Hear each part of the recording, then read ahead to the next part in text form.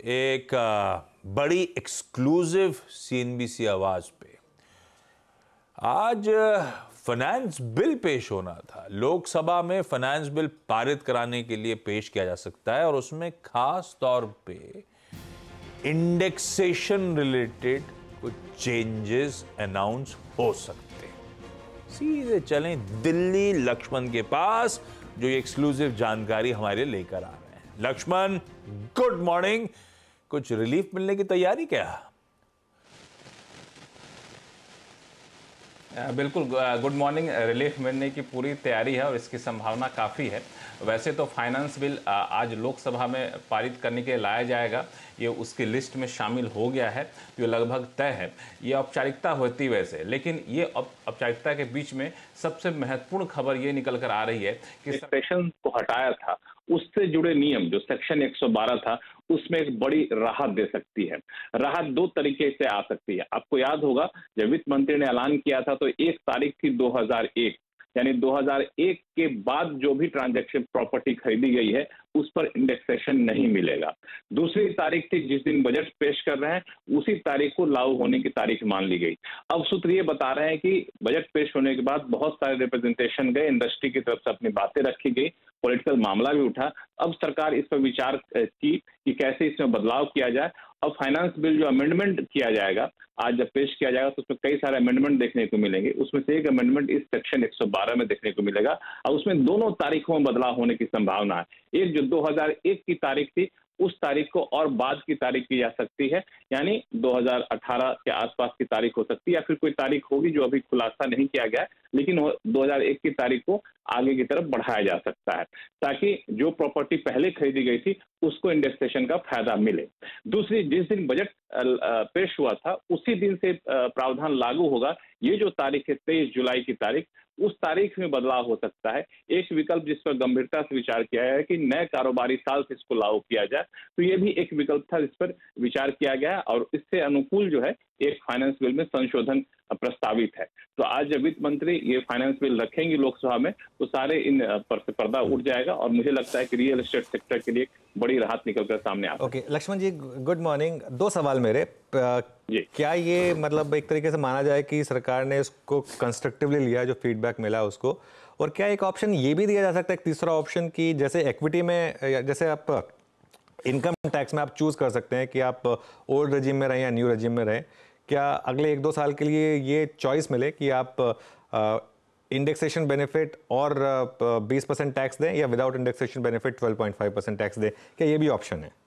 बिल्कुल, आपने बहुत सही कहा। दरअसल जब वित्त मंत्री ने बजट पेश किया उसके बाद जो रिप्रेजेंटेशन दिया गया तो वित्त मंत्रालय को भी एहसास हुआ कि कुछ ऐसा हुआ है जो शायद लोगों की अपेक्षा नहीं थी, काफी नाराजगी झेलने को मिल रही है। अब इसको ज्यादा कंस्ट्रक्टिव तरीके से इसको पेश करना चाहेगी और ये जो आपने बताया ये बिल्कुल विकल्प एक है और चर्चा के दौरान इस विकल्प पर काफी ज्यादा कंसल्टेशन हुआ है, क्योंकि ये सारी बातें अंतिम समय में तय की जाती है प्रधानमंत्री कार्यालय से सलाह मशविरा के बाद। तो इस पर विचार हुआ। एक विकल्प ये भी है कि हम तारीख में बदलाव ना करें, हम आपके ऊपर छोड़ देते हैं कि आप चुन लीजिए कि आप 2001 के बाद वाली तारीख को अपनाएंगे विदाउट इंडेक्सेशन या फिर इंडेक्सेशन के साथ अपनाएंगे। दोनों विकल्प 1-2 साल तक जारी रहेगा, जिसको जो बेहतर लगे वो अपनाया जाए। इसके पीछे दलील ये दी गई है कि कई सारे मामलों में जनता को फायदा हो रहा है, कई सारे मामलों में नुकसान हो रहा है, तो जिनको फायदा हो रहा है वो नए नियम को अपनाएं, जिनको नुकसान हो रहा है नए नियम को ना अपनाएं। तो ये एक विकल्प है और मुझे लगता है कि ये भी काफी सहमति इस पर बनी हुई है, लेकिन अभी पक्का तौर पर कुछ कहना मुश्किल होगा। लेकिन आपने बहुत सही कहा, एक विकल्प है जिस पर सरकार ने विचार किया और शायद फाइनेंस बिल में इस पर भी आपको कुछ देखने को मिले। बढ़िया। चलिए, आपकी इस खबर के चलते स्टूडियो में खुशी का माहौल है। मुझे हर्षदा नाचती हुई नजर आ रही थी। लेकिन भाई आज फाइनेंस बिल जब पारित होने लोकसभा में आएगा तो हो सकता है वो इंडेक्सेशन वाले मामले में कुछ अमेंडमेंट्स आते हुए नजर आए। 2001 से पहले की ग्रैंडफादरिंग 2001 की जगह हो सकता है वो मियाद बढ़ा के 2018 कर दी जाए, फिर कोई भी आसपास का साल। इफेक्टिव फ्रॉम 23 जुलाई जिस दिन बजट पेश हुआ था, शायद ऐसा ना करके नए फाइनेंशियल ईयर से इंप्लीमेंट कर दिया जाए। इस तरह की ट्वीकिंग हो सकती है। आप और तीसरी ट्वीकिंग की अगर आपको ऑप्शन दिया जाए। अच्छा, विकल्प हो सकता है। एक चीज पूछ रहा हूँ, आपने बोला कि हर्षदा खुशी से नाचती है, मुझे भी बहुत खुशी हो रही है, आपको भी बहुत खुशी हो रही है। मैं एक चीज पूछूंगा, सिंपल। बेचने वाले थे? नहीं, वही मैं पूछ रहा हूँ। आपने आज तक क्या रियल एस्टेट पे कैपिटल गेन्स टैक्स दिया है या आप कभी देंगे? नहीं, लास्ट वाले में तो इंडेक्सेशन बेनिफिट के बाद बना ही नहीं था कुछ। हाँ, सेम सवाल। नहीं, मैं क्यों कह रहा हूँ ये चीज़, क्योंकि ये चीज़ हमारे एक दोस्तों के साथ डिस्कशन में भी निकल कर आ रही थी। हम में से जो हमारी प्रवृत्ति होती है हम भारतीयों की, घर को हम एक बहुत बड़ा इमोशनल डिसीजन मानते हैं, ठीक है। अगर हम घर बेचते भी है ना, तो हम इसलिए बेचते हैं क्योंकि हमको बड़ा घर लेना होता है।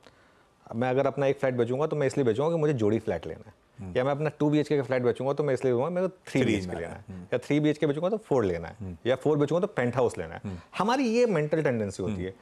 हम उस कैटेगरी में नहीं आते इंडियंस जिसमें आप घर बेचकर कुछ फाइनेंशियल एसेट में पैसा डाल दें या गोल्ड बेचकर वो डाल दें। हाँ, हो सकता है नई जनरेशन ये हो, उनकी मैं गारंटी नहीं ले सकता। हमारी जनरेशन में तो हम इस तरीके से नहीं करते हैं। तो वो 12.5 है 20, अगर आप उसका वैसे पूरा, जब तक वो अलाउड है, दिक्कत अगर कभी अगर आएगी ना, वो दिक्कत आएगी अगर ये हो जाए कि नहीं आप उसको री इन्वेस्टमेंट में नहीं कर सकते, उसका फायदा नहीं, उसका फायदा, वो बहुत दिक्कत हुई। उसके अलावा 12.5 आप इंडेक्सेशन के साथ, बिना इंडेक्सेशन के दें या 20% इंडेक्सेशन के साथ दें, इवेंचुअली तो आपने वापस री इन्वेस्ट करना प्रॉपर्टी में ही है, तो उससे उतना फर्क पड़ता नहीं है। शायद यही एक कारण था कि उस दिन की एक 1 डे फॉल के बाद रियल एस्टेट स्टॉक ज़्यादा गिरे भी नहीं थे। ये बात सही है। हम घर क्यों लेते हैं, और ऊपर से ये बेच के मूव करना ऐसा लगाव होता है कि वो बेचना भी बड़ा मुश्किल काम हो जाता है। खैर, ये हो गई लक्ष्मण की एक्सक्लूसिव। आज रहेगी पार्लियामेंट पे नजर। अब कुछ खबरों वाले स्टॉक्स की तरफ बढ़ा जाए। हमें 2 निफ्टी के नंबर्स पे रिएक्ट करना है आज, भारती एयरटेल और ONGC। पहले भारती